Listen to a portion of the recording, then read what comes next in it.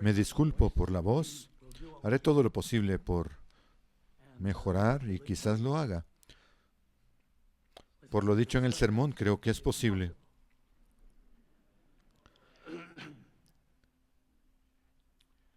Espero que todos estén bien, espero que se estén acomodando aquí. Espero que la fiesta, como ya hemos oído, sea una verdadera bendición para todos ustedes, que aprendan mucho, que se aprecien más los unos a los otros. Todas estas son cosas importantes que debemos tener presente al guardar juntos la fiesta. Siempre hay tropiezos. Tal vez ustedes ya hayan tenido alguno en su habitación, en su casa. Esas son cosas que forman parte de vivir en el mundo en que estamos. Usualmente se resuelven con bastante rapidez. Las fiestas de peregrinación en la tierra de Israel llevaban visitantes a Jerusalén 3 veces al año. Esto había estado ocurriendo durante unos cuantos cientos de años antes de Cristo. Una vez que los cautivos habían regresado de Babilonia, leemos acerca de esto y lo vamos a leer juntos. No quiero que lo lean en voz alta, pero saben a lo que me refiero. Vamos a Nehemías capítulo 8, versículos 13 al 18. Nehemías 8, 13 dice: el segundo día del séptimo mes se reunieron los jefes de las casas paternas de todo el pueblo, con los sacerdotes y levitas, junto a Esdras el escriba, para entender las palabras de la ley. Y hallaron escrito en la ley que el Señor había mandado por medio de Moisés que los hijos de Israel habitaran en tabernáculos durante la fiesta del séptimo mes, y que hicieran oír y proclamar en todas sus ciudades y en Jerusalén, diciendo: salgan al monte y traigan ramas de olivo silvestre, ramas de arrayán, ramas de palmeras, ramas de árboles frondosos para hacer tabernáculos, como está escrito. Entonces el pueblo salió, trajo las ramas, y se hizo tabernáculos, cada uno sobre el techo de su casa. Den gracias de que no tengan que hacer eso hoy. No puedo imaginarnos a todos nosotros haciendo eso. Pero ellos lo hicieron porque querían ser obedientes a la ley. Pregunta: ¿por qué no lo hacemos nosotros? Ya lo veremos.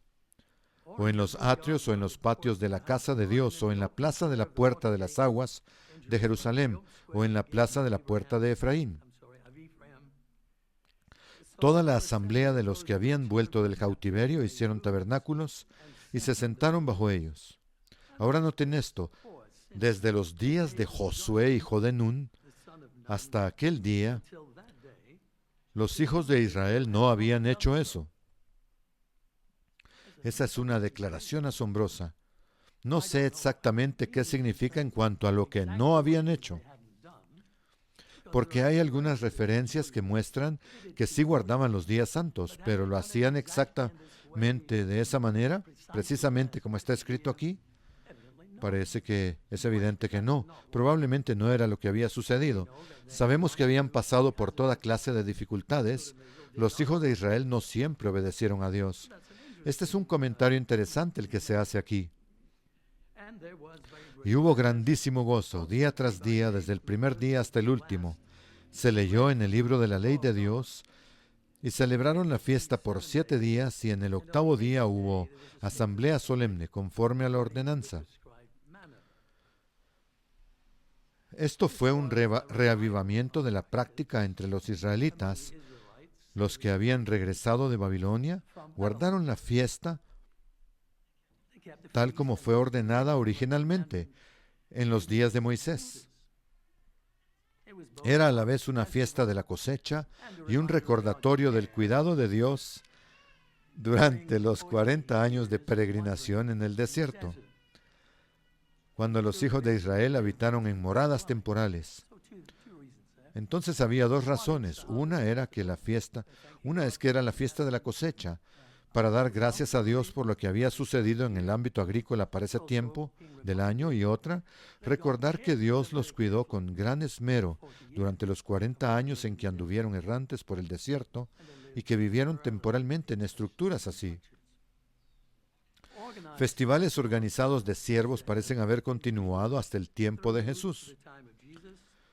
Leemos acerca de sus padres asistiendo con él a la Pascua en Jerusalén, de su propia asistencia a la Pascua y de su presencia en esta fiesta de tabernáculos en el Evangelio de Juan, como Juan lo dice en el Evangelio. Al reflexionar sobre el propósito de reunirnos anualmente para la fiesta de tabernáculos, debemos considerar que nuestra comprensión de los días santos ha crecido desde aquel tiempo. Ha crecido bajo el nuevo pacto. No la guardamos de la misma manera que ellos. No vamos a cortar todas estas ramas de esos árboles específicos y a construir algo sobre el techo de nuestras casas o en el patio. No lo hacemos. ¿Por qué no? ¿Lo han pensado alguna vez? Hay una razón. Una vez que Cristo vino, se hizo evidente que su venida dio un nuevo significado a los días santos. La venida de Cristo dio un nuevo significado a cada día santo.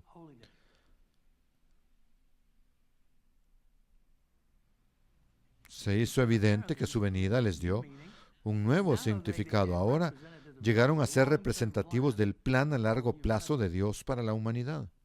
Eso es lo que hemos entendido como resultado de ser la iglesia. Aquellos de nosotros que vinimos bajo el Sr. Armstrong y aquellos que vinieron después, hemos llegado a entender que estos días santos reflejan el plan de Dios para toda la humanidad. No se puede encontrar un entendimiento tan detallado mucho antes de este tiempo, a menos que uno regrese y escudriñe el Nuevo Testamento para encontrar las conexiones. Y eso fue lo que el Sr. Armstrong pudo hacer. Dios lo condujo a hacerlo y nosotros somos los beneficiarios de ese entendimiento.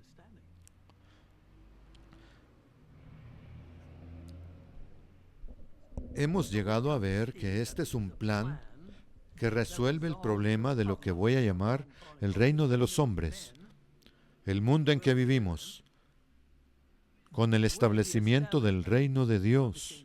Esa es la diferencia. De eso se trata esta fiesta, de ayudarnos a entender y a darnos esperanza y ánimo, porque tenemos que vivir en el reino de los hombres, pero el reino de Dios vendrá un día y lo reemplazará. Esto es un elemento crucial de comprensión. Nos ayuda a enfocarnos en el tipo de mundo en que vivimos y en por qué es posible seguir viviendo en él con esperanza. Porque es un mundo bastante negativo y se ha vuelto aún peor en los últimos meses. Si han estado leyendo las noticias o mirando las noticias, saben cuán malo se ha puesto. Pero la Pascua, ahora pensemos en los días santos. Repitámoslo para nosotros mismos, porque la repetición es muy importante. Dios cree en la repetición. ¿Por qué habría de llamarnos a venir una vez al año a hacer esto? La Pascua se convirtió en el punto de inicio. El sacrificio del Cordero Pascual llegó a ser el punto de inicio para todo ser humano que desea reconciliarse con Dios y ser liberado de la pena de muerte por el pecado. Eso fue lo que llegamos a comprender. La Pascua no consiste en sacrificar un cordero a la manera del antiguo pacto, sino en entender que se trata de la reconciliación del ser humano con Dios. Se trata de Cristo, el Cordero Pascual. Ya no era entonces simplemente el recordatorio de la protección de Dios para los primogénitos de Israel. Esa no es la razón por la cual guardamos la Pascua. Reconocemos que eso ocurrió, estamos agradecidos de que haya ocurrido, entendemos el poder de Dios al llevarlo a cabo y proteger a los primogénitos, pero no es la razón por la cual la guardamos. La guardamos por el nuevo pacto y por el entendimiento que nos ha llegado bajo el nuevo pacto. Alguien tenía que estar dispuesto a pagar la pena. Cristo, el Hijo de Dios, pagó la pena. Él mismo se convirtió en el Cordero Pascual y murió voluntariamente para liberar a todos, a todas las personas, de todos los tiempos, si lo aceptan, del pecado y de sus consecuencias.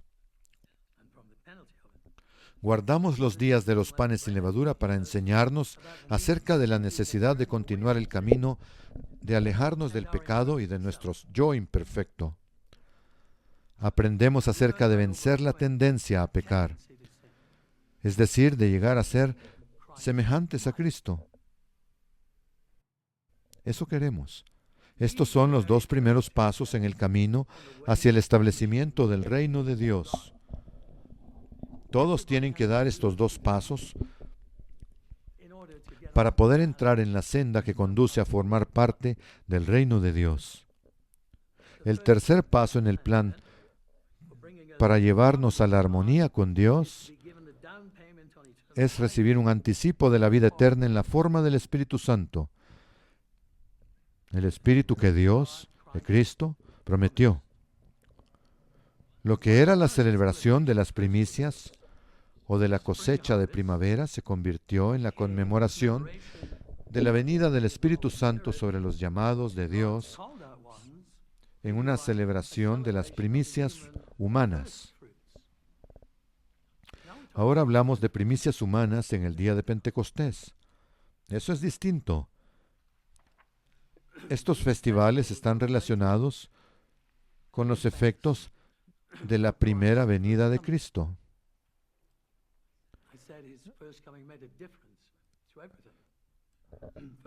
Dije que su primera venida hizo una diferencia en todo y lo vemos en estos tres primeros festivales. Sin reconocer la primera venida, no es posible ver el plan progresivo de Dios en los días santos. Yo diría que la evidencia de ello es el hecho de que el pueblo judío que guarda estos días conforme al antiguo pacto no entienden acerca de la primera venida de Cristo. Si no se guarda la Pascua, entendiendo que se trata de la primera venida de Cristo, no se entiende el plan y entonces no se puede dar sentido al día de trompetas. Más bien lo celebran como el inicio del año nuevo, Rosh Hashanah. No lo celebran como una mirada hacia la segunda venida de Cristo. No es para criticarlos, es simplemente para señalar que hay diferentes niveles de entendimiento. Y cuando llegue el momento, ellos también comprenderán. Los últimos 4 sabbats anuales, entonces, y ahora estamos entrando en esa estación, se relacionan con la segunda venida de Cristo. Durante los días del pacto sinaítico, la fiesta de trompetas era un festival sin explicación más allá del sonar de un cuerno. Hablamos de eso, comentamos acerca de ello en el día de trompetas. Pero como vimos en la fiesta de trompetas, el significado se hizo claro después de la primera venida y con la comprensión de una segunda venida, coincidiendo con el regreso de Cristo, la resurrección de los santos, la batalla final y la instauración del reino de Dios. Todo eso está conectado con el día de trompetas. Si se guarda el día de trompetas y únicamente se toca el cuerno sin tener otra comprensión, allí termina todo. Se trata solo de hacer un gran sonido en la luna nueva del 7º mes.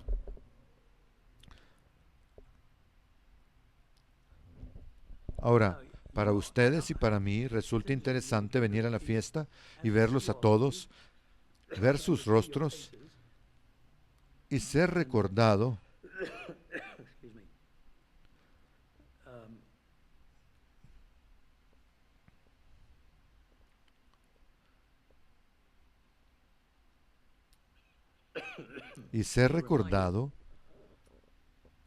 de que les escribo a cada uno de ustedes cada par de meses. Y eso personalmente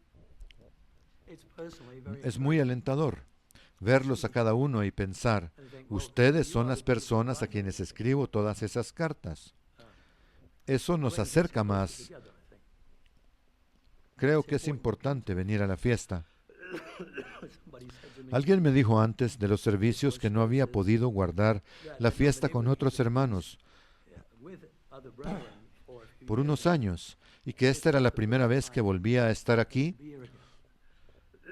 y que hay una gran diferencia entre guardarla en casa y conectarse en línea y estar aquí viéndonos los rostros unos a otros. Esa es una diferencia enorme. Estas son las cosas más importantes en la vida. ¿Quiénes somos como hermanos? ¿Cómo nos relacionamos entre nosotros? ¿Cómo practicamos la hospitalidad de Dios entre nosotros? ¿Cómo escuchamos los problemas de los demás? ¿Verdad? ¿Cómo hablamos unos con otros? Gracias. Acabo de recordar que también tengo algunos de esos mismos dulces en mi bolsillo. Él es mi amigo, así que está bien.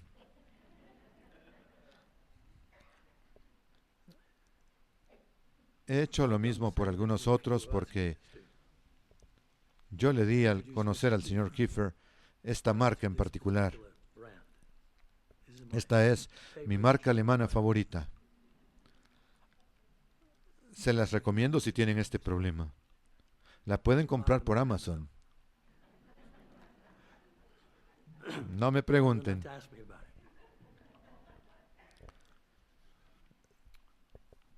Entonces, el día de expiación. Hablemos de ello por un momento.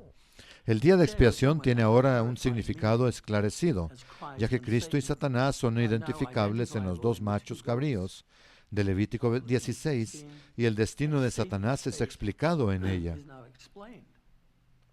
La fiesta de tabernáculos y la fiesta del octavo día son más que una fiesta de la cosecha de otoño y representan una secuencia temprana, por supuesto, el reino milenial de Dios en la tierra y la subsiguiente segunda resurrección, de la cual la mayoría de la gente no sabe nada. Si la gente ha oído acerca de una resurrección, usualmente es de una sola. La mayoría piensa, quizás sí vamos a resucitar, pero será una sola. Pero la Biblia muestra que en realidad son tres. Y hablamos aquí de la segunda, al final de este periodo, la fiesta del octavo día. Aprendemos que la segunda resurrección es para todos los que nunca conocieron a Dios y será su tiempo de oportunidad y de juicio.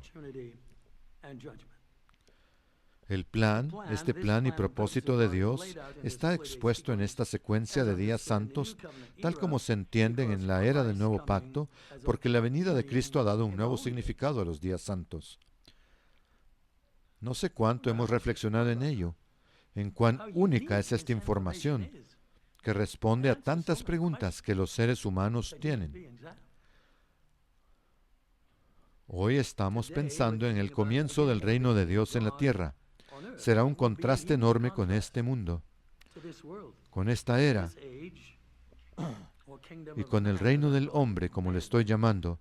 Hoy quiero comparar estos dos reinos. Eso era solo la introducción. Lo haré observando a dos individuos cuyas vidas se superpusieron. Esto trata acerca del reino del hombre y del reino de Dios, a través de las vidas de Augusto César y de Jesucristo. Puede parecer extraño hacer esto en un día santo, quizá.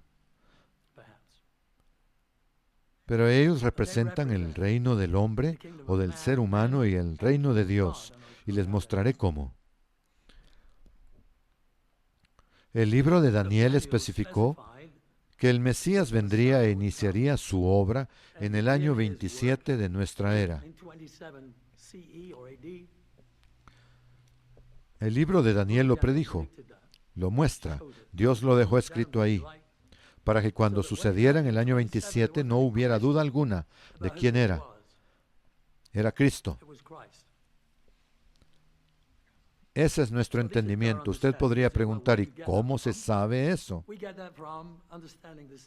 Lo obtenemos del entendimiento de la profecía de las 70 semanas que se encuentra en Daniel 9, versículos 25 al 27. Revisamos esa explicación recientemente en 2022 en uno de los estudios bíblicos que di sobre el libro de Daniel. Así que pueden hallarlo en el sitio web si quieren entrar en detalle y confirmar por qué, en efecto, y se demostró allí que Cristo vendría e iniciaría su ministerio en el año 27 de nuestra era. Eso está disponible en el sitio web. Daniel también había previsto el cuarto poder dominante como el Imperio Romano, basado en el hierro. Daniel 2:40 y Daniel 7:7. Voy a leerlos. Daniel 2:40, y el cuarto reino será fuerte como el hierro, y como el hierro desmenuza y rompe todas las cosas, desmenuzará y quebrantará todo.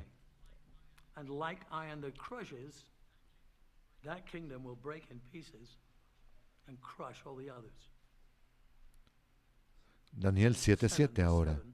Después de esto miraba yo en las visiones de la noche, y he aquí la cuarta bestia, espantosa y terrible, y en gran manera fuerte, la cual tenía unos dientes grandes de hierro, devoraba y desmenuzaba, y las sobras hollaba con sus pies, y era muy diferente de todas las bestias que vi antes de ella, y tenía 10 cuernos. Estos dos aspectos del libro de Daniel, la cuarta bestia como representante del poder romano y la primera venida del Mesías, finalmente se cruzan. Esas dos cosas confluyen, se intersectan. La cuarta bestia de hierro y la primera venida del Mesías. Lucas nos habla del nacimiento de Jesús en un momento muy particular de la historia romana. Lucas 2:1 dice: aconteció en aquellos días que se promulgó un edicto de parte de Augusto César que todo el mundo fuese empadronado. El censo. Ya conocemos la historia. José y María fueron a Belén para registrarse y estando allí nació Jesús. Augusto permaneció como emperador hasta el año 14 de nuestra era. En ese año él murió, cuando Jesús tenía alrededor de 18 años. No solemos pensar en Jesús a los 18 años. Normalmente pensamos en él al nacer, a los 12 años y cuando comenzó su ministerio.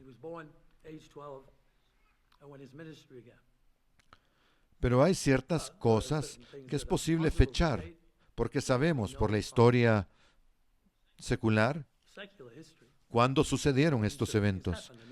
Y si Augusto César estaba en el trono cuando nació Jesús y murió en el año 14, y Jesús nació alrededor del año 4 antes de Cristo, voy a explicar eso más tarde.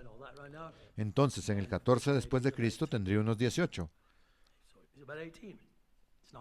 No es un detalle crucial, pero me ayuda a entender lo que Jesús estaba experimentando mientras crecía. Porque justo en los alrededores estaban construyendo un lugar llamado Séforis, donde algunos de ustedes han trabajado, porque enviamos a algunos de nuestros jóvenes hace algunos años a la tierra de Israel y participaron en un proyecto arqueológico en Séforis. Séforis estaba siendo edificada al estilo helenístico, una ciudad romana, justo al lado de Nazaret. Desde Séforis se puede ver Nazaret. Se puede ver Nazaret a unos 6 kilómetros. Nazaret, donde Jesús creció, donde su padre era carpintero. ¿Es posible que su padre haya trabajado en la construcción de Séforis? Sí. ¿Es posible que Jesús haya trabajado allí? Sí.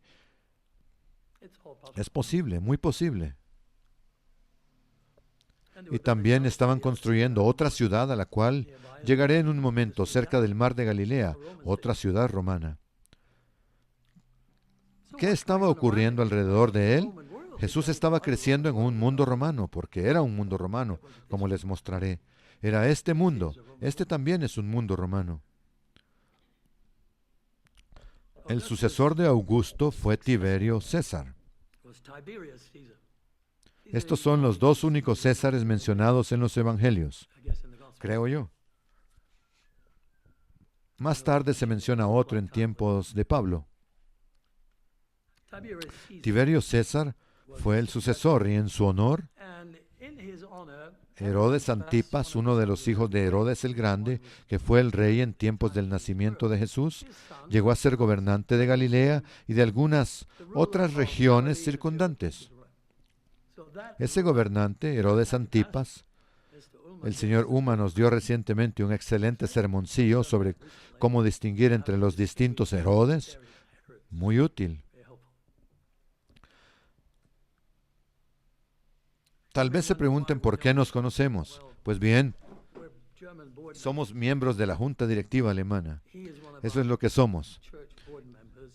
Él es uno de los miembros de la Junta de la Iglesia para la Obra en Alemania y estoy agradecido por su ayuda. Herodes Antipas, hijo de Herodes el Grande, construyó un lugar llamado Tiberíades, a orillas del lago de Tiberíades, el mar de Galilea, en honor al César Tiberio. Roma estaba en todas partes, no se podía escapar de Roma si uno crecía en esa parte del mundo. El poder romano era muy evidente en todas partes, a medida que Jesús crecía. La ciudad de Tiberíades fue completada en el año 18 después de Cristo, unos años después. En el 26 después de Cristo, Tiberio nombró a Poncio Pilato como gobernador de Judea. Él llegó a ser una figura importante, ¿verdad? Fue designado en el 26, un año antes de que comenzara el ministerio de Jesús. Y fue destituido en el 36 por no haber manejado bien un levantamiento en Samaria. Lo llamaron de regreso a Roma y ese fue su último año en funciones. Lucas llama nuestra atención a algo de esto en el capítulo 3 de su Evangelio, al introducir a Juan el Bautista. Lucas 3:1. En el año 15 del reinado de Tiberio César, uno puede calcularlo, siendo Poncio Pilato gobernador de Judea y Herodes Antipas, como debería decirse, tetrarca de Galilea, y su hermano Felipe, tetrarca de Iturea y de la región de Traconite, uno podría pensar, bueno, estas cosas no son importantes para mí, pero si uno lee todo esto y lee también el trasfondo que estoy compartiendo, se vuelve muy interesante. Se puede hacer un pequeño estudio personal y descubrir un poco más acerca de todas estas personas, de estas regiones, de quienes vivían ahí. Todo esto aporta color local, ¿no es cierto? Proporciona entendimiento y contexto a lo que leemos en los evangelios y a cómo Dios va desenvolviendo su plan. Es todo muy interesante y útil. Bajo el sumo sacerdocio de Anás y Caifás, vino la palabra de Dios a Juan, hijo de Zacarías, en el desierto. Jesús comenzó su ministerio tal como fue profetizado en el año 27 después de Cristo, en medio de la Siria palestina dominada por los romanos. Cuando a Jesús se le preguntó sobre pagar tributo a los romanos, Tiberio aún estaba en el poder. Lucas 20:19.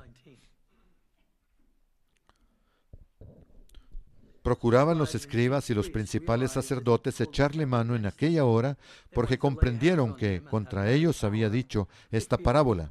Pero temieron al pueblo y, acechándole, enviaron espías que se simulasen justos, a fin de sorprenderle en alguna palabra, para entregarlo al poder y autoridad del gobernador. Ese sería Pilato. Entonces le preguntaron, Maestro, sabemos que dices y enseñas rectamente y que no haces acepción de personas, sino que enseñas el camino de Dios con verdad. ¿Nos es lícito dar tributo al César o no? ¿Es lícito dar tributo al César o no? Esa era bajo Tiberio César. Pero él, percibiendo la astucia de ellos, les dijo, muéstrenme un denario, una moneda de plata. ¿De quién tiene la imagen y la inscripción? Ellos dijeron, del César. Entonces les dijo, den al César lo que es del César y a Dios lo que es de Dios. Fue una respuesta brillante.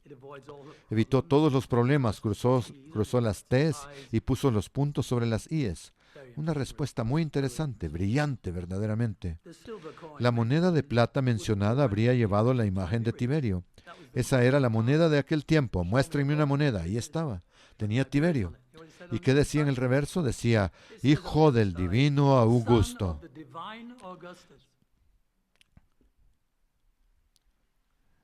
hijo del divino Augusto, el dios Augusto, Augusto César.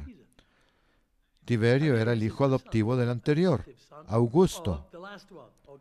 Ahora se pensaba que Augusto había ascendido al cielo en su apoteosis. Desde la pira funeraria, su alma ascendió al cielo y se convirtió en un dios.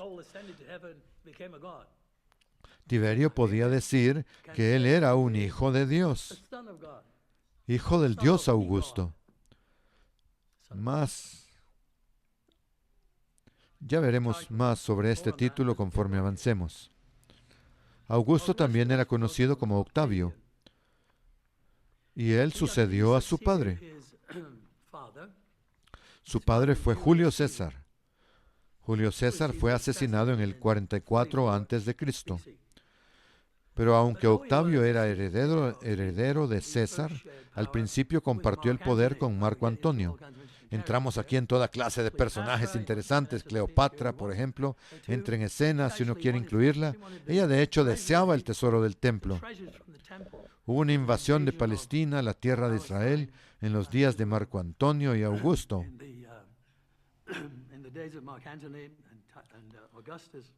Ellos invadieron Palestina y Cleopatra quería los tesoros que estaban bajo el templo. Marco Antonio le dijo, no puedes tener eso. Son pequeños detalles que uno aprende en el camino. Roma estaba en transición de república a imperio en ese tiempo. Octavio fue muy cuidadoso en buscar siempre el acuerdo del Senado. No hacía nada sin obtener la aprobación del Senado. Fue muy astuto porque al final consiguió que le dieran todo y se convirtió en emperador. Estaba todo bien orquestado. Roma estaba pasando de república a imperio. Aquí estamos en medio de la política y del gobierno humano, en cómo los seres humanos hacen las cosas. Esto es típico del reino del hombre. Cuando digo que César Augusto representa el reino del hombre, quiero decir, mírenlo, hay tanto en el mundo en el que vivimos que es grecorromano. Ustedes y yo estamos viviendo en un mundo grecorromano y no siempre nos damos cuenta. Todavía tenemos un Senado. ¿De dónde salió eso? ¿Un Senado? Todavía somos una república. Hay muchas cosas en el gobierno humano que son, si se quiere, los dones del Imperio Romano. Y ustedes y yo sabemos proféticamente lo que se dice acerca de Roma. Sabemos que atraviesa reavivamientos. No deberíamos sorprendernos al ver piezas, trozos del gobierno romano por todas partes, y la vida romana y las formas grecorromanas de pensar y de tener leyes.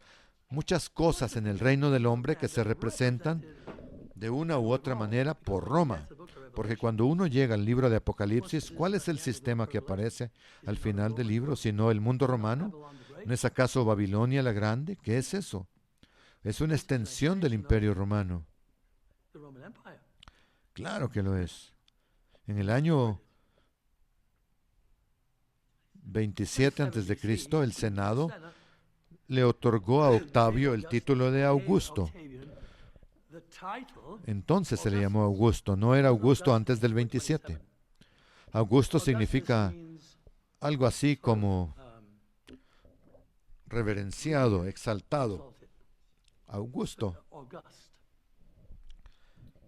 Entonces le permitieron gobernar solo y de manera perpetua, porque había logrado terminar exitosamente las guerras civiles romanas. Y le dijeron, bueno, tú has traído la paz y seguridad en todo el imperio. Y ese es el periodo que sería conocido de entonces en adelante como la Pax Augusta, o la paz de Augusto, que fue el inicio de lo que conocemos como la Pax Romana, ¿cierto? La paz romana. Fue un largo periodo de paz en el Imperio Romano en el cual las cosas podían desarrollarse con bastante normalidad. La vida parecía bastante buena y lo recompensaron con eso. El Senado votó la construcción de algo llamado el altar de la paz Augusta. Pueden ir a verlo si lo desean. Ha sido reconstruido, está junto a las orillas del Tíber en Roma. Filmamos ahí hace unos años. Se llama Ara Pacis, el altar de la paz. Pero dentro de él hay relieves y uno muestra a César Augusto en el rol que él mismo asumió como cabeza del sacerdocio romano, o Pontifex Maximus, el mismo título que hoy ostenta el Papa de la Iglesia Católica Romana. Todo parte de la estructura y del sistema romano.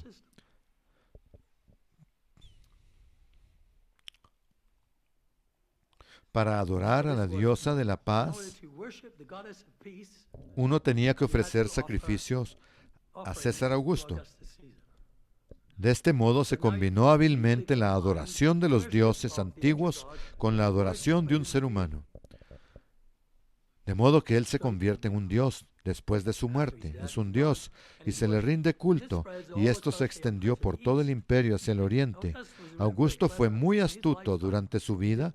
No permitió que se erigiera ningún monumento a su nombre, ni que se lo adorara en Italia, pero sí lo permitió en el oriente. Como estaba lejos de Italia, podía permitirlo. Así que en lo que hoy es Turquía se encuentran altares y declaraciones acerca de estos hombres que resultan simplemente asombrosos. Uno puede encontrarlos en Italia y también allá en el Imperio Romano, donde se decía, son un dios, debemos adorarlos, son maravillosos. Y voy a leerles un par de inscripciones aquí que usan términos muy interesantes, los cuales cuando los lea quizás los sorprendan por los títulos que ellos eligieron para sí mismos. Y ustedes verán por qué existe este contraste entre el reino de los hombres y el reino de Dios. Una inscripción hallada en el año 9 a.C. en Turquía y que fue descubierta en 1899 alineaba el calendario local con uno nuevo, comenzando con el nacimiento de Augusto. Bueno, necesitamos un nuevo calendario y debería comenzar con mi cumpleaños. Es un conjunto, una síntesis. La traducción es un conjunto porque hay varias inscripciones similares. Uno puede reunirlas todas y se sabe lo que decían. Hay fragmentos faltantes, pero al unirlos todos se sabe lo que decían. Es conocida como la inscripción del calendario de Priene, P-R-I-E-N-E. Si quieren, pueden buscarlo en Wikipedia, ahí se explica muy bien. Esto es lo que dice, en parte. Le pareció bien a los griegos de Asia, es decir, a las ciudades de Asia, en opinión del sumo sacerdote Apolonio, que puesto que la providencia, esto es, la providencia en su bondad divina, que ha ordenado todas las cosas y se interesa profundamente en nuestra vida, ha establecido en el más perfecto orden al darnos a Augusto, a quien llenó, Dios nos dio a Augusto, están diciendo, a quien llenó de virtud para que beneficiara a la humanidad, enviándolo como un Salvador. Enviándolo como un Salvador, tanto para nosotros como para nuestros descendientes, para que pusiera fin a la guerra, la terminara completamente y organizara todas las cosas. Y puesto que él, el César, por su aparición, superó incluso nuestras mayores expectativas, sobrepasando a todos los benefactores anteriores, así que él es un benefactor, ese es un título importante, con mayúscula, benefactor, no dejando a la posteridad ninguna esperanza, no dejando a la posteridad ninguna esperanza de sobrepasar lo que él ha hecho, y puesto que el cumpleaños del dios Augusto fue el comienzo de las buenas nuevas, fue el inicio de las buenas nuevas, Evangelion. Evangelion es la palabra en el Nuevo Testamento para el Evangelio. Eso es interesante.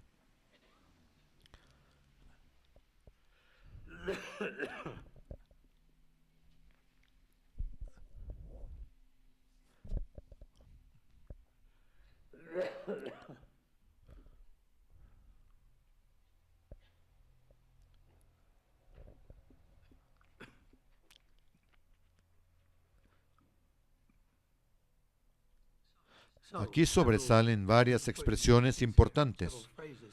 Varias expresiones.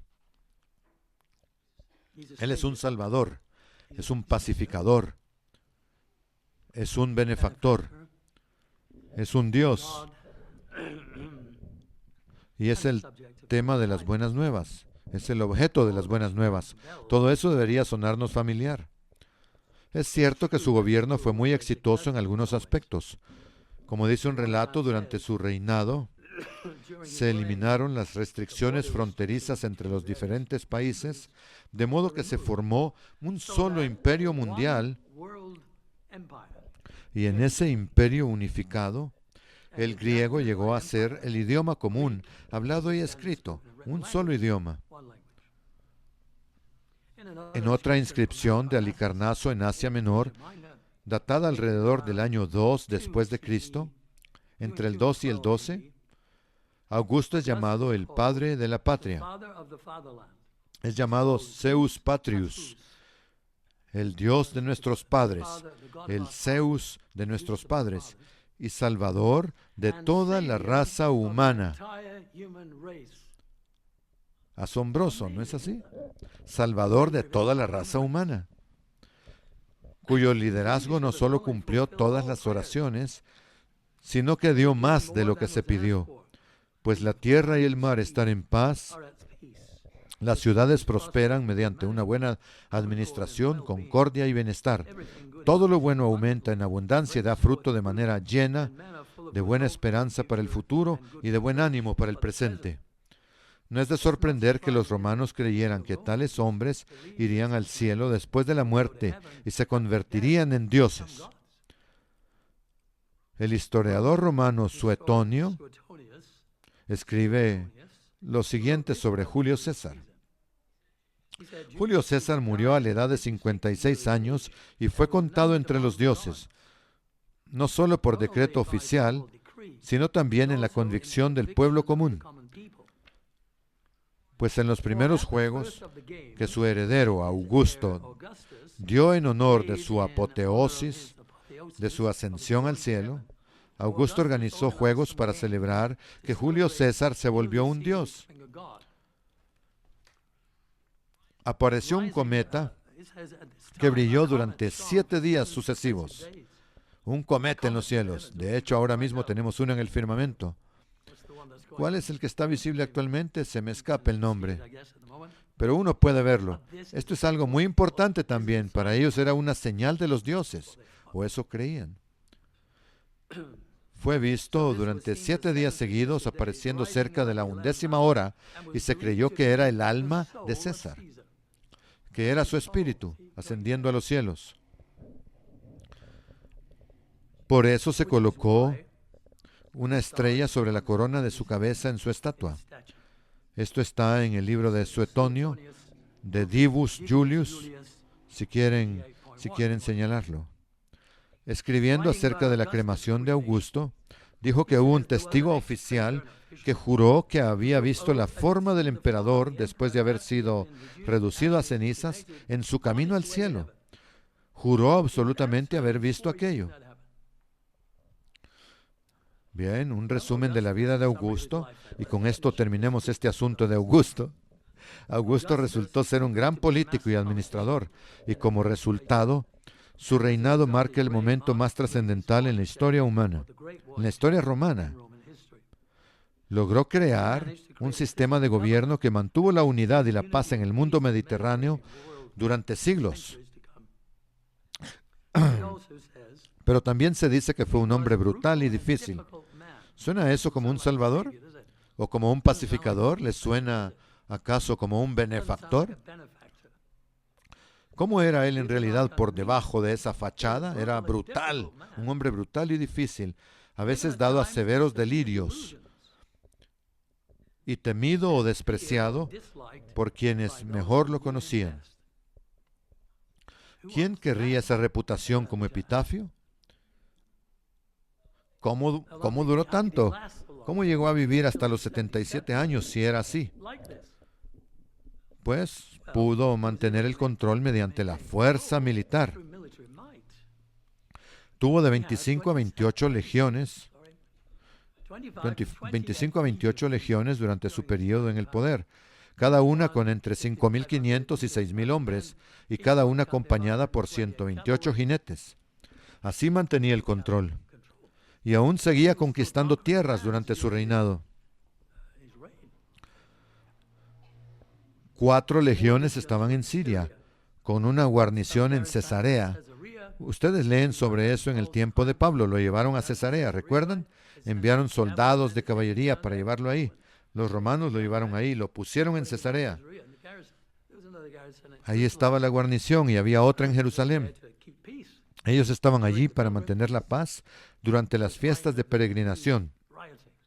Siempre temían que los judíos se amotinaran. Había romanos por todas partes, todo el tiempo. La mayoría no se da cuenta de que el sistema de gobierno y cultura que Augusto estableció continúa, como dije, en muchos aspectos hasta el día de hoy. Y no es benigno. No es coincidencia que el libro de Apocalipsis, dado para mostrarle a su pueblo, al pueblo de Dios, a ustedes y a mí, cómo entender el tiempo del fin, está enfocado en los renacimientos del sistema romano. Eso no es coincidencia. Desde la época de Juan en el año 95 después de Cristo hasta el colapso eventual del sistema, cuando Cristo comience a reinar, su reinado no será de estilo romano, el de Jesús. El gobierno de Cristo no va a ser romano.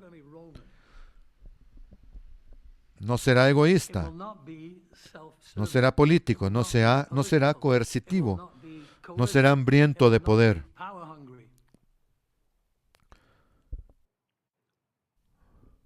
Una conversación hacia el final del ministerio de Cristo reveló la diferencia a sus discípulos. En Lucas 22, leemos acerca de la última comida pascual de Jesús. Después de explicar el simbolismo del pan y del vino, les dijo a sus discípulos que uno de ellos lo traicionaría. Todos quedaron atónitos ante esto. ¿Cómo podría cualquiera de nosotros hacer tal cosa? ¿Cómo podría alguien caer tan bajo? Eso condujo a una disputa acerca de quién entre ellos sería considerado lo opuesto, el más grande. Es un tipo de conversación extraña realmente, si lo piensan. Están discutiendo sobre quién es el mayor como resultado de que él dijera que alguien lo traicionaría. Es el típico comportamiento de la naturaleza humana, ¿no es así? Rápidamente descienden a una discusión, pues, yo soy mejor que tú, ¿quién es el mejor? Su atención pasa rápidamente de lo más elevado y abnegado, la muerte sacrificial y voluntaria de Cristo. Eso era lo que estaba siendo tratado. ¿A quién es el más grande? Un asunto puramente egoísta. Su propio orgullo y arrogancia es lo que aflora. La respuesta de Jesús los dirige hacia la naturaleza y las maneras del gobierno humano. ¿Por qué menciono esto? Porque Él va a decir algo muy importante sobre la forma humana de pensar y actuar. Él dice en Lucas 22, 25, los reyes de los gentiles o de las naciones se enseñorean de ellos, y los que tienen autoridad sobre ellos son llamados benefactores. El gobierno humano normalmente se apoya en ejercer autoridad sobre otros. Siempre me he preguntado cuando Cristo dice en esta situación, en el versículo 26, pero no será así entre ustedes. Ustedes no deben ser de esa manera, no deben ser a la manera del gobierno humano, que es coercitivo, autoritario. Siempre me he preguntado, ¿cómo aplica eso a nosotros en la iglesia? Me parece que hay mucho en esa declaración de lo que pensamos, de lo que practicamos, porque a todos les gusta estar por encima de los demás. Eso es humano, ¿no es así? Eso es la naturaleza humana en acción. Eso no es Cristo. Y ellos estaban discutiendo entre sí acerca de quién iba a ser el más grande. Y Él dice, permítanme decirles algo acerca del gobierno humano. Permítanme hablarles del autoritarismo.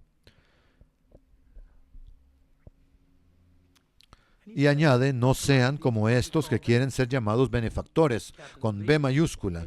Es un término, es un título. No es solo una palabra, no es solo un sustantivo, es un título. El término benefactor viene del griego eurgetis. Eurgetis.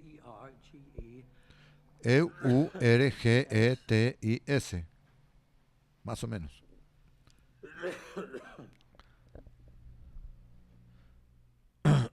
Ay, ya me pasó la tos. Era un título dado a los dioses, a príncipes,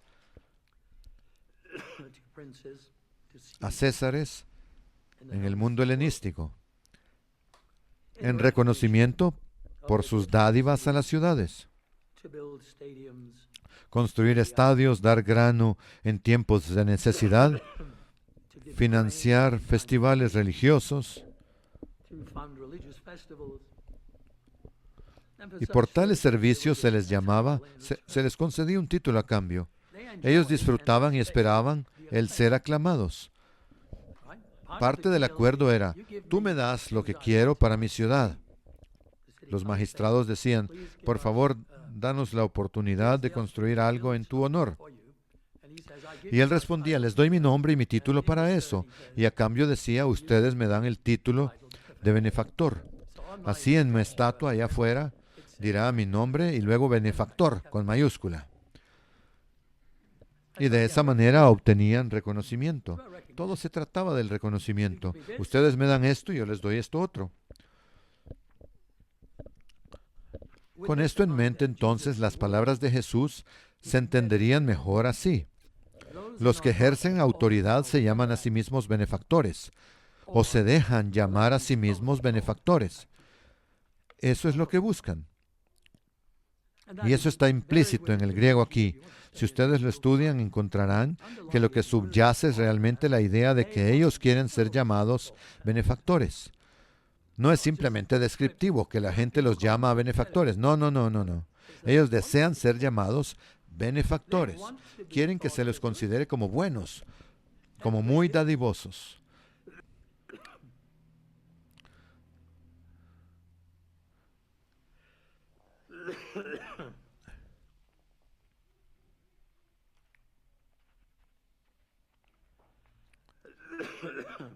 Jesús dijo implícitamente que los líderes de Dios no buscarían ser considerados como los más grandes o como benefactores por los demás, sino que serían verdaderamente grandes si asumieran el papel y la mentalidad del más joven o del más pequeño y fueran siervos. De eso se trata la grandeza, no se trata del reconocimiento humano. Se trata del servicio personal y privado sin ningún pensamiento de aplauso. Muy diferente, totalmente diferente.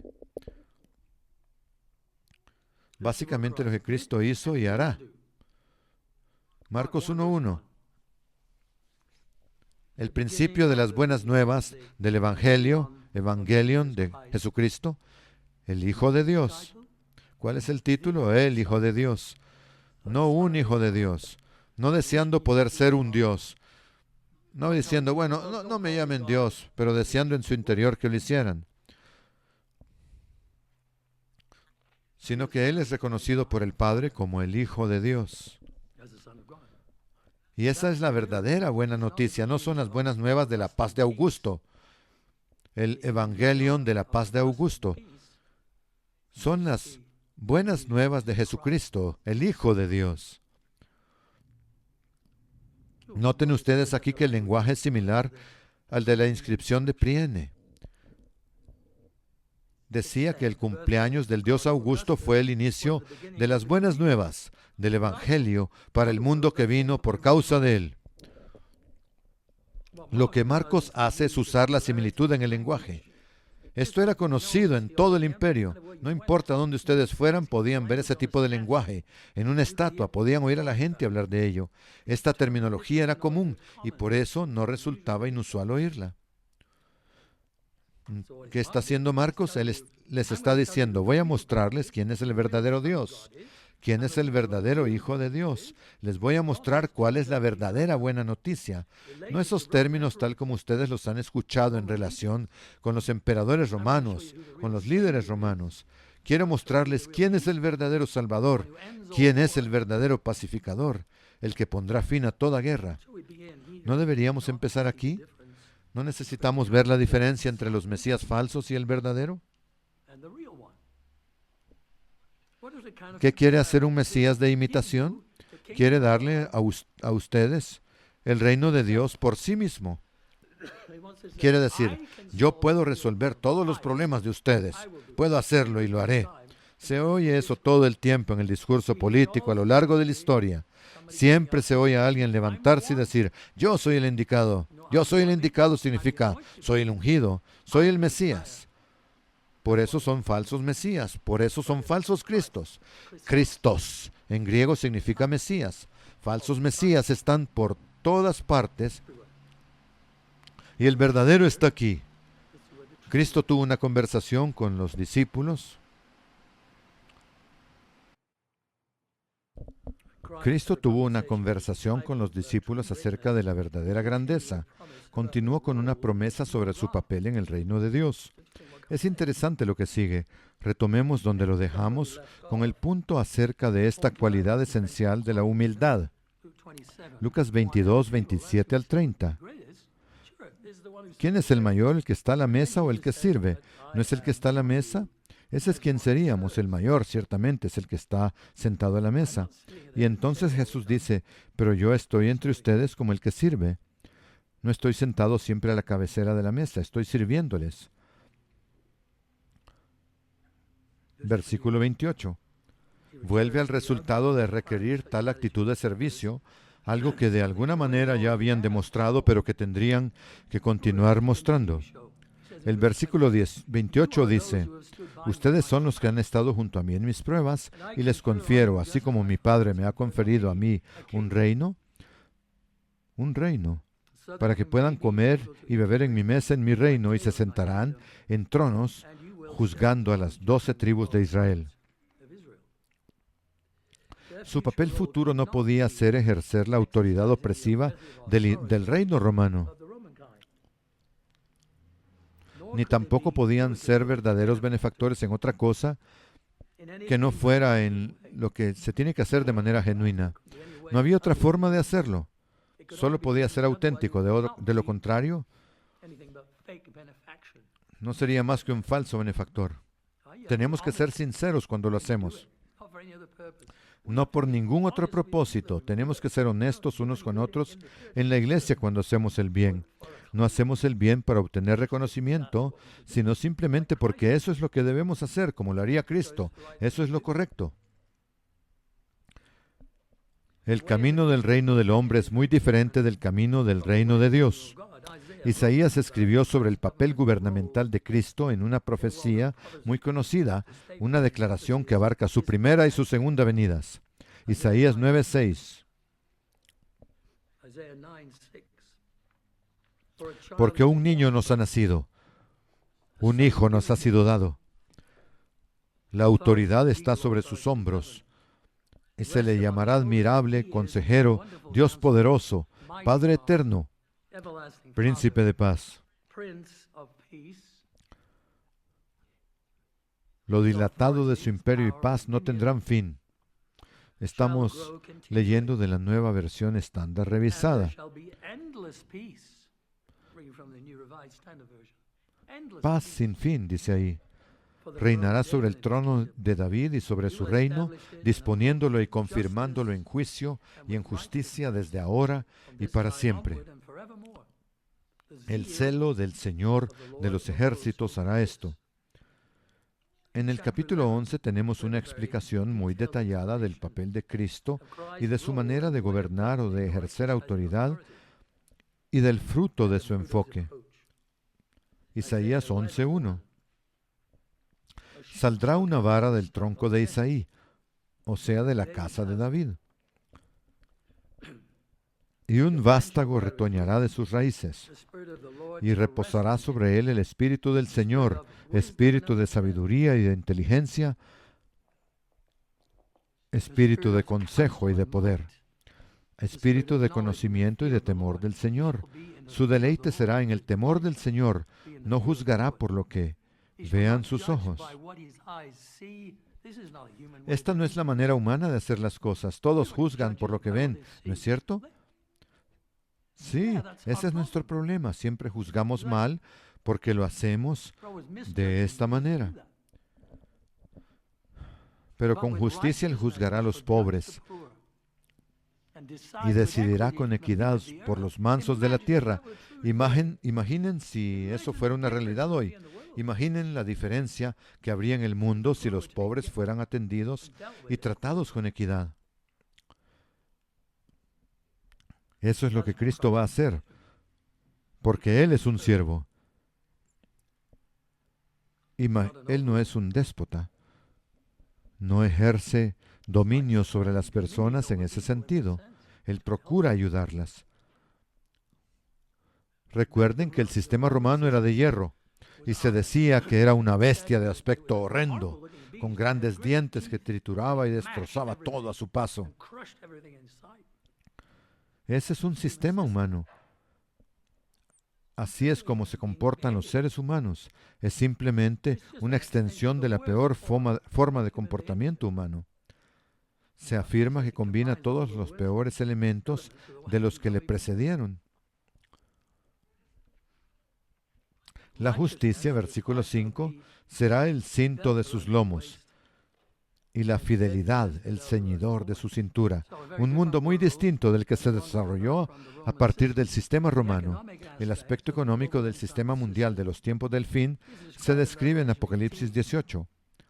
Este fue bien recibido por el mundo entero, un mundo que quedará devastado cuando el sistema corrupto caiga con el regreso de Cristo. Apocalipsis 18:11. Con esa lista bien conocida de mercancías que cubre todas las categorías del comercio humano. En ella aparecen armamentos, comestibles, artículos de lujo, todo tipo de cosas. Los mercaderes de la tierra, dice, lloran y hacen lamentación por ella, por Babilonia. Porque ya nadie compra más sus mercancías. Y alguien dirá, ese era mi sustento, se acabó. Nadie compra ya su carga, una carga de, y enumera: oro, plata, piedras preciosas, perlas, lino fino, púrpura, seda, escarlata, toda madera olorosa, objetos de marfil, toda clase de madera costosa, bronce, hierro, mármol, toda clase de especias, canela, perfumes, incienso, mirra, olíbano, vino, aceite, flor de harina, trigo, ganados, ovejas, caballos y carros. Carros que podríamos entender también como instrumentos de guerra, máquinas de guerra. Y lo peor de todo, esclavos y vidas humanas. Así lo traduce esta versión, o los cuerpos y almas de los hombres, como dice la Reina Valera. Es un sistema que comercia con seres humanos, que consume a los seres humanos y los usa. No es el sistema de Dios. Esta última mercancía es repugnante, ¿no es cierto? Porque todo este comercio, toda esta riqueza intercambiada, se sostiene sobre las espaldas de seres humanos menos afortunados. Otros, además de los mercaderes, lamentarán la pérdida del sistema babilónico. Entre ellos están los reyes, es decir, los gobiernos, magnates, comerciantes globales, navieros, todo lo que sucede en el mar. Este no es un sistema dedicado a la benevolencia desinteresada de la producción, de hacer el bien en verdad. A pesar de lo que parece en la superficie, uno puede observar el gobierno de Augusto y decir, miren, muchas cosas buenas están sucediendo en la superficie, sí, pero ¿qué hay de aquello sobre lo que se fundamenta? Eso es horrendo. Se basa en un fraude colosal, lo que la Biblia llama farmaqueia, hechicería, brujería, engaño, una especie de estado narcotizado. Farmaqueia es el término del que procede farmacia, el uso de drogas, de fármacos. La idea es que el engaño opera como un embotamiento como si la mente estuviera drogada. Así de engañado ha llegado a estar el mundo, como si estuviera en un estupor de droga. Y cuando uno viene y dice, este es el camino de Dios, la gente responde, ¿de qué estás hablando? Esto es ingenuo. Así no funcionan las cosas, sé realista. Pero sí es como funciona todo. Y todo lo demás finalmente fracasa. Apocalipsis 18:23. La luz de lámpara no alumbrará más en ti, ni se oirá más en ti voz de esposo y de esposa, porque tus mercaderes eran los magnates de la tierra.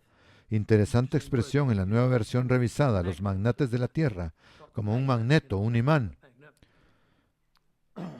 Y con tus hechicerías fueron engañadas todas las naciones. Aunque el gobierno de Augusto dio origen, créalo usted, a una edad dorada, declarada, creo que en el año 17 a.C., él proclamó una edad dorada, una paz de un tipo que parecía una especie de utopía. En efecto, era una falsificación del reino de Dios. El poeta romano Virgilio había escrito acerca de esta utopía unos pocos años antes, en la epopeya llamada la Eneida, en la que anticipaba la llegada de Augusto. Así que antes de que Augusto viniera, Virgilio escribió lo siguiente, muy interesante. Dirige ahora tu mirada de 2 ojos hacia aquí y contempla esta nación, los romanos que son tuyos. Se dirige a Augusto. He aquí a César y toda la descendencia de Julio, destinados a sobrepasar los amplios cielos, y este es aquel de quien tantas veces oíste la promesa, Augusto César, hijo de un Dios, que restablecerá otra vez la edad dorada en el Latium, en Roma, en los campos antaños regidos por Saturno. Él extenderá su imperio hacia una tierra que se encuentra más allá de nuestras estrellas, más allá del camino del año y del sol. Lenguaje poético que habla de un imperio falso. La paz de Augusto, que se convirtió en la Pax Romana, se basaba en el poder militar, en aquella bestia aplastante descrita en Daniel. Se sostenía por medio de ese poder, combatiendo enemigos, ganando guerras. Cristo será muy distinto. Isaías 2:4. Él juzgará entre las naciones y arbitrarán. Él resuelve disputas entre muchos pueblos. Él no los aplasta. Él arbitra. Él resuelve disputas. Ese es un mundo muy diferente, ¿no es así? Usted no logra que las personas hagan lo que usted quiere aplastándolas. Se siente y conversa con ellas, arbitra entre pueblos. Y aquí dice, muchos pueblos. El propósito de Cristo no será promover a una nación sobre otra, tomando partido por aliados. En realidad, así es como se resuelven hoy las cosas. Se determina quiénes son nuestros aliados y luego se domina la escena. Y esa es la solución, entre comillas. Así es como suceden las guerras. Cristo actuará como árbitro entre los pueblos, para el bien de todos, resolviendo disputas sin recurrir a la guerra. Entonces vendrán bajo su autoridad, verán el beneficio, verán lo que Él hizo por ellos, que fue justo. Forjarán sus espadas en rejas de arado, serán persuadidos a hacerlo, y sus lanzas en hoces, al ver el valor de ello. No alzará espada nación contra nación, ni se adiestrarán más para la guerra. La guerra ya no será el medio para resolver problemas. La agresión ya no será la primera línea de acción cuando surjan diferencias. Los instrumentos de guerra se convertirán en herramientas de productividad, de readaptación. Los métodos de la guerra, la fabricación de armas y las academias militares cesarán. Ya no habrá colegios militares. Piensen en eso. Piensen en cuánto depende de ese complejo militar industrial el mundo en el cual vivimos. ¿Cuántas maneras de pensar están relacionadas con ello? ¿Cuántas formas de resolver problemas están ligadas a ese modelo? ¿Cuánta manufactura en un país está destinada a producir armas de guerra? Jeremías 3:17. Una reeducación en santidad a través de Cristo y sus colaboradores transformará las cosas. En aquel tiempo Jerusalén será llamada trono del Eterno, del Señor, y todas las naciones se congregarán a ella en la presencia del Señor en Jerusalén y no andarán más tras la dureza de su malvado corazón. El pueblo no podrá simplemente hacer lo que quiera. No se les permitirá seguir su propia maldad, su propia mala voluntad. Ese complejo militar industrial que desempeña un papel principal en varias economías nacionales se acabará. Estuve revisando el informe del CIPRI, Instituto Internacional Sueco de Estudios para la Paz. Ellos publicaron un reporte anual sobre el gasto militar en abril de 2024. El gasto militar mundial total en el 2024 alcanzó los 2.440.3 mil millones en 2023. Bueno, en 2024, perdón. Y en el año anterior, 2023, había sido esa cifra, lo que representó un incremento del 6.8 en términos reales con respecto a 2022. Este fue el aumento anual más pronunciado desde 2009.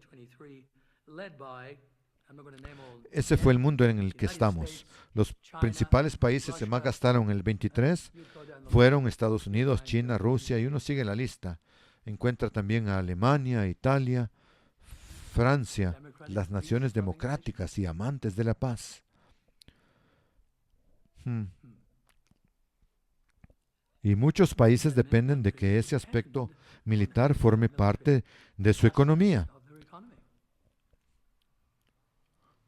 Todo esto cambiará drásticamente cuando no se adiestren más para la guerra.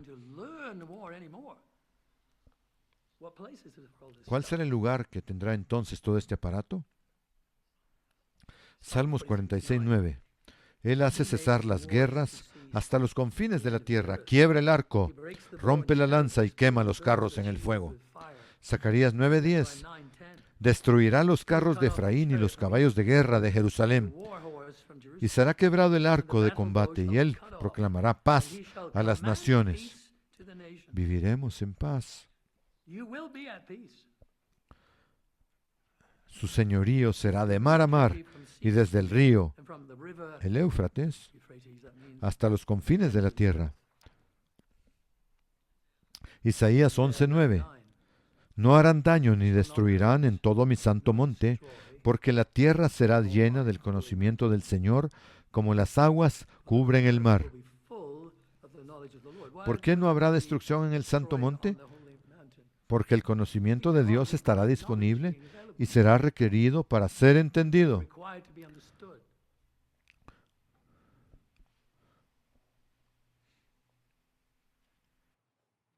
La tierra será llena del conocimiento del Señor, como las aguas cubren el mar. Aún la naturaleza de los animales cambiará, junto con la eliminación de la maquinaria de guerra. Oseas 2:18. Oseas 2:18. En aquel día haré para ti un pacto con las bestias del campo, con las aves del cielo y con los reptiles de la tierra, y quitaré de la tierra el arco, la espada y la guerra, y te haré dormir seguro. Una escena milenaria muy conocida, ¿no es cierto? La leemos cada año. Necesitamos que se nos recuerde. ¿Cuán a menudo tendríamos esta imagen en nuestra mente si solo escucháramos las noticias todo el día, cada semana y cada mes, y nunca leyéramos Isaías 11 del 6 al 8? ¿Pensaríamos en esto alguna vez? El lobo morará con el cordero. El leopardo se echará con el cabrito, el becerro, el leoncillo y el animal doméstico andarán juntos, y un niño pequeño los conducirá. La vaca y la osa pasarán, sus crías se echarán juntas, y el león comerá paja como el buey. Ahora bien, si van a asistir a este evento con los reptiles durante la fiesta, por favor no intenten practicar lo que aquí se dice después. El niño de pecho jugará junto al agujero de la cobra, y el recién destetado extenderá su mano sobre la caverna de la víbora. Lo que está describiendo es una ausencia total de violencia y de agresión. Está hablando de que todo esto será transformado y se nos muestra de manera hermosa en esta imagen. Podrían haberse escrito otras cosas que mostraran una sociedad no violenta, no agresiva. Esta es una descripción bellísima. Vimos que que a los romanos y a otros les gustaba ser llamados benefactor, que era un título que las figuras de autoridad anhelaban poseer. Cristo dijo a sus discípulos que no hicieran eso. Hacer el bien para recibir reconocimiento no es una práctica de la persona santa de Dios. Esto es lo que Jesús menciona en el Sermón del Monte. Pasamos mucho tiempo este año hablando del error de hacer buenas obras para ser vistos. Hay una sección aquí sobre eso. Hacer las cosas para ser vistos. Solo hagámoslas. En su primera venida, Cristo fue un verdadero benefactor. Cuando Pedro describió la vida y la obra de Jesús a Cornelio, recuerden el centurión romano Cornelio, Pedro está describiendo la vida y la obra de Jesús y dice lo siguiente en Hechos 10:38. ¿Cómo describirían ustedes a Dios o a Cristo en su vida terrenal? Él dice, como Dios ungió a Jesús de Nazaret con Espíritu Santo y con poder. Y si fuéramos a resumir lo que Jesús hizo, ¿qué diríamos? Esto es lo que Pedro dice, y como éste anduvo haciendo el bien. ¿Cómo lo hizo? Como benefactor. La misma palabra griega usada aquí es la de benefactor. Y sanando a todos los oprimidos por el diablo, porque Dios estaba con él. A los pueblos paganos en Listra, Pablo y Bernabé les dicen que, aunque los pueblos no han conocido al Dios verdadero, Hechos 14:17, Él no se ha dejado a sí mismo sin testimonio al hacer el bien. Dios mismo es un benefactor para todos ahora. ¿Cómo? ¿Cómo es que tenemos la lluvia y el sol? Él nos da tanto al justo como al injusto estas cosas. Así es Dios. Él nos provee todo el tiempo. Aire, agua, sol, todo. Dios es un benefactor. Y Pablo lo dice a un grupo pagano para explicar quién es Dios y cómo debemos servir a Dios. Dice, si bien no se dejó a sí mismo sin testimonio haciendo el bien, dándonos lluvias del cielo y tiempos fructíferos, llenando de sustento y de alegría nuestros corazones. Este es el camino de Dios, el Dios que envía sol y lluvia. Mateo 6. Sobre los malos y sobre los buenos, sobre justos e injustos. En el milenio, Cristo obrará desinteresadamente proveyendo prosperidad, alimento y agua físicos y seguridad. Él proveerá agua para los necesitados, como dice Isaías 41:17. Isaías 41:17. Los afligidos y menesterosos buscan las aguas y no las hay. Su lengua se seca de sed. Yo, el Señor, los oiré. Yo, el Dios de Israel, no los desampararé. En las alturas abriré ríos y manantiales en medio de los valles. Abriré en el desierto estanques de aguas y manantiales de aguas en la tierra seca. Él promete alimento en abundancia. Amós 9:13. Vienen días, dice el Señor en Amós 9:13, en el que ara alcanzará al segador y el que pisa las uvas al que lleva la simiente.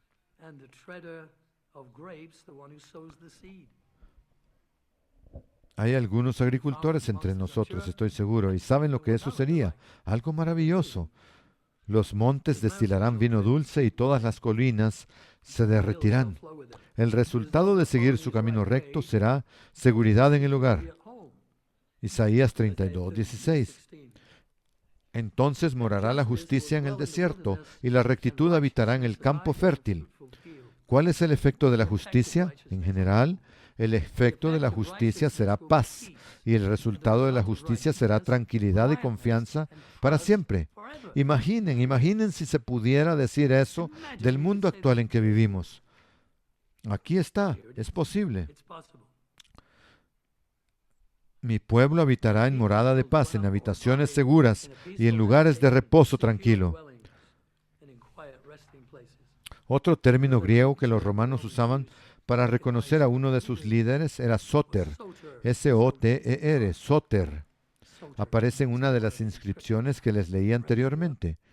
Lo vimos con respecto a Augusto, cuando fue alabado en esas dos inscripciones en las que se decía que era Salvador del mundo entero. La palabra es Soter, S-O-T-E-R, que significa libertador, preservador, salvador. Era un término usado por varios pueblos para describir a quien los libraba o salvaba del peligro, de la hambruna, de la guerra. Aparece en un par de lugares en la Biblia. En el libro de Jueces, les daré las referencias. Dice que el Señor levantó un libertador para los israelitas cuando clamaron a Él. Vamos a Lucas 2, 10 y 11. No teman, porque he aquí les traigo buenas nuevas.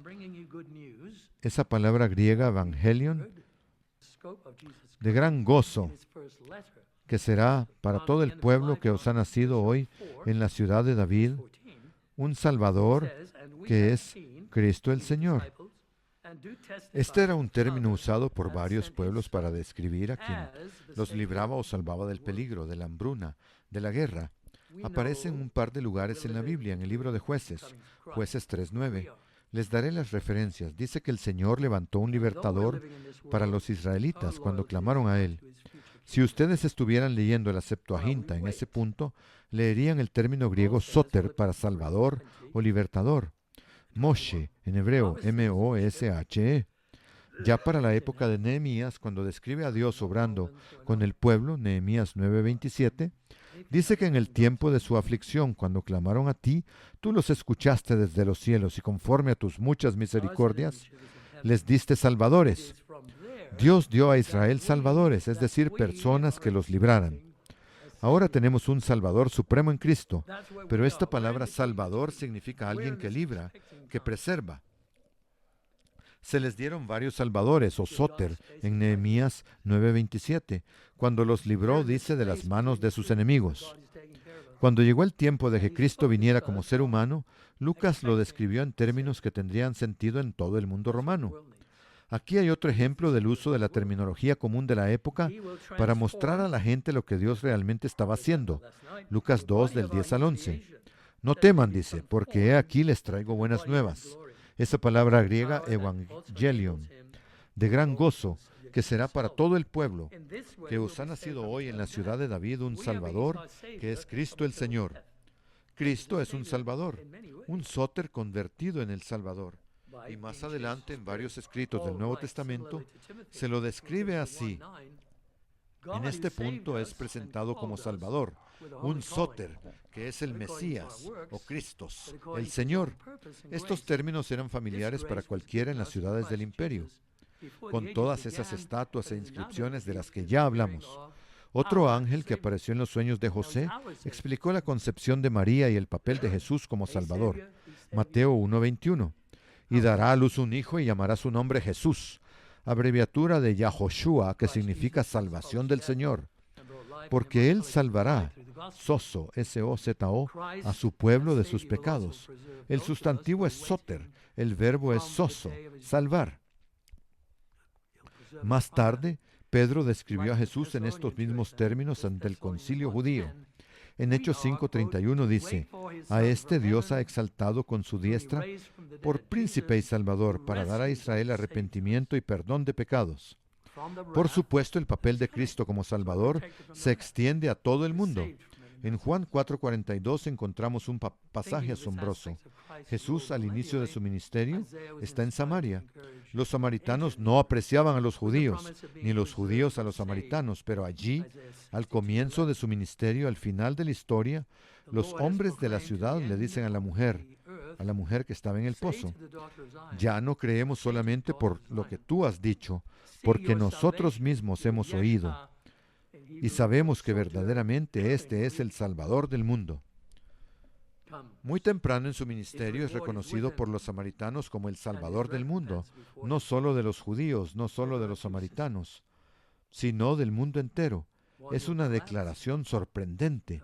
Al inicio del milenio, que muestra cuán grande será el Evangelio, cuán amplio será el mensaje de Dios. Mucho más tarde, Juan, en su primera carta, confirma el alcance de la venida de Jesús. Ya al final de su vida, en 1 de Juan 4:14, dice: y nosotros hemos visto y testificamos que el Padre ha enviado al Hijo, el Salvador del mundo. Sabemos que estamos viviendo entre las dos venidas de Cristo. Ahí es donde estamos. Y aunque vivimos en este mundo, nuestras lealtades están con su futuro reino, mientras esperamos. Pablo dice en Filipenses 3, 20 al 21, mas nuestra ciudadanía está en los cielos. No somos romanos, no somos nada más sino pueblo de Dios. Mas nuestra ciudadanía está en los cielos, de donde también esperamos al Salvador. Eso es lo que somos. Estamos en medio de las dos venidas. Estamos en este tiempo de expectativa. ¿Aplica aquí el espacio de Dios? Quizás sí. Estamos en este espacio entre las dos venidas, donde Dios nos cuida y nos ha enfocado en esperar a un Salvador. Eso es lo que el mundo necesita. Él es el Salvador del mundo entero. Él lo transformará. Lo escuchamos anoche, transformará el cuerpo de nuestra humillación para que sea conforme al cuerpo de su gloria, por el poder con el cual también puede sujetar a sí mismo todas las cosas. De esta manera seremos salvos de la muerte eterna. Nuestro Salvador nos librará de la muerte eterna, ¿verdad? Él es el Salvador en muchos sentidos, al transformarnos en espíritu. Pablo escribe de manera similar a Timoteo en 2 de Timoteo 1:9. Dios, que nos salvó y llamó con llamamiento santo, no conforme a nuestras obras, sino según su propósito y gracia, la cual nos fue dada en Cristo Jesús antes de los tiempos de los siglos, pero que ahora ha sido manifestada por la aparición de nuestro Salvador. Él es nuestro Salvador. Un Salvador, el Salvador, nuestro Salvador, Cristo Jesús, quien abolió la muerte y sacó a la luz la vida y la inmortalidad por medio del Evangelio. Cristo, como Salvador, también preservará a quienes lo esperamos en el día de su juicio. Nos preservará de ello, como a la iglesia de Tesalónica. En 1 de Tesalonicenses 1:10 leemos que debemos esperar de los cielos a su Hijo, a quien resucitó de los muertos, a Jesús, quien nos libra de la ira venidera. Somos protegidos de la ira, somos salvos de ella en ese sentido. Pensando en estos aspectos del papel de Cristo, Isaías fue inspirado a animar al Israel antiguo con la promesa de ser preservado o salvo. Isaías 62:11. El Señor ha proclamado hasta los confines de la tierra: díganle a la hija de Sión, aquí viene tu Salvador, tu Yesha en hebreo, tu Soter en griego. Su galardón viene con él y delante de él su recompensa. Así pues, hay dos sistemas. Uno colapsará y el otro existirá por siempre. El primero tipificado por el gobierno del hombre, consolidado al final de la era en la cuarta bestia terrible de la tierra, el imperio de hierro de Roma y sus descendientes, que no es de Dios, no es capaz de salvar, no representa buenas nuevas y es incapaz de verdaderas buenas obras. Está destinado a colapsar. Apocalipsis 11:15. Apocalipsis 11:15. El séptimo ángel tocó la trompeta y hubo grandes voces en el cielo que decían: el reino del mundo se ha convertido en el reino de nuestro Señor y de su Cristo, y Él reinará por los siglos de los siglos. El segundo sistema está tipificado por el gobierno venidero de Dios sobre toda la tierra, con su Hijo como Salvador, benefactor, pacificador. Daniel 7:14. Y le fue dado dominio, gloria y reino, para que todos los pueblos, naciones y lenguas le sirvieran. Su dominio es dominio eterno que nunca pasará, y su reino uno que no será destruido. Daniel 7:27. Y que el reino y el dominio y la grandeza de los reinos debajo de todo el cielo sea dado al pueblo de los santos del Altísimo, cuyo reino es reino eterno y todos los dominios le servirán y le obedecerán. Estamos aquí para reflexionar y celebrar ese tiempo futuro. Tómense el tiempo de leer las escrituras clave que escucharán sobre el milenio y por encima de todo, regocíjense por la promesa del reino de Dios. Este debe ser un tiempo de gozo. Cerramos con Isaías 12:3. Isaías 12:3. Con gozo sacarán aguas de los manantiales de la salvación, y dirán en aquel día: dad gracias, den gracias al Señor, invoquen su nombre, den a conocer sus obras entre los pueblos, proclamen que su nombre es engrandecido.